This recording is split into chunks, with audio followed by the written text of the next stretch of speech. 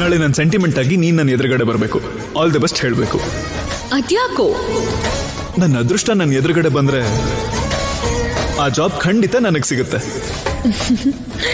ನಿನ್ ಜೀವನದೊಳಗೆ ಬರ್ತಾ ಇದ್ದೀನಿ, ಹಾಗಿರುವಾಗ ನಿನ್ ಎದುರುಗಡೆ ಬರಲ್ವಾ? ಖಂಡಿತ ಬರ್ತೀನಿ.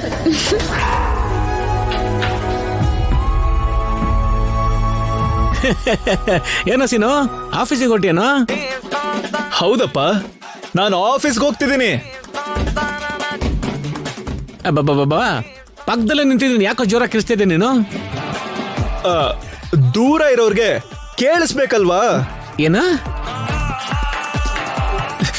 ಆದ್ಯ ಕೇಳಿಸ್ಕೊಳ್ಳಿ ಅಂತ. ಲೇ, ಕೇಳಿಸ್ಕೊಳ್ದೆ ಇದ್ದಿದ್ರು ನೀನ್ ಬಿಟ್ಟೋಗ್ತಾಳಲ್ವೇನೋ? ನೀನು ಬುದ್ಧಿವಂತಿಕೆಯಿಂದ ಕೆಲಸ ನೋಡ್ಕೋ. ನೀನೇನು ಅಂತ ಪ್ರೂವ್ ಮಾಡಿ ತೋರ್ಸ, ಆಗ ಈ ಯಾದಿ ಹಿಂಗೆ ಯೂಟನ್ ತಗೊಂಡು ನಿನ್ ಹತ್ರ ಹಿಂಗ್ ಬಂದ್ಬಿಡ್ತಾಳ ಕಣ.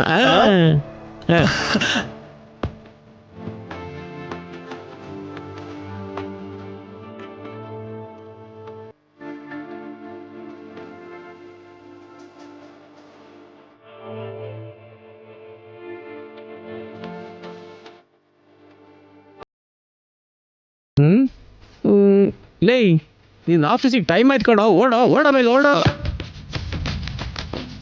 ಸರಿ, ನಾನು ಆಫೀಸ್ಗೆ ಹೋಗ್ತಿದ್ದೀನಿ, ಎದುರುಗಡೆ ಬಂದ್ರೆ ಚೆನ್ನಾಗಿರುತ್ತೆ ಅಂತ. ಅಷ್ಟೇ ಅಲ್ವಾ, ನಾನೇ ಮುಂದೆ ಬರ್ತೇನೆ, ನಡಿಯೋ. ಓ, ನಿಮ್ಮ ಅಮ್ಮನಾ? ಅಪ್ಪ, ಮತ್ತೆ ಆದ್ಯ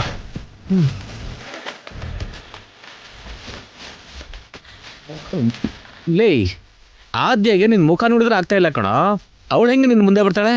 ಏನೋ ಗ್ರಹಗಳೆಲ್ಲ ಮನ್ಸ್ ಮಾಡಿ ಋತುಗಳೆಲ್ಲ ನನ್ ಕಡೆ ಬೀಸಿ ಏನೋ ಮ್ಯಾಜಿಕ್ ನಡಿಬಹುದು.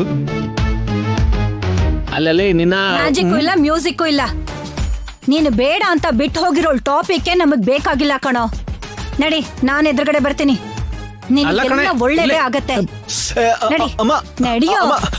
ಅಮ್ಮ, ಅಯ್ಯಯ್ಯಪ್ಪ, ಇವಳು ಯಾವಾಗ ಹೆಂಗಿರ್ತಾಳು ಯಾರಿಗೂ ಗೊತ್ತಾಗಲ್ಲ.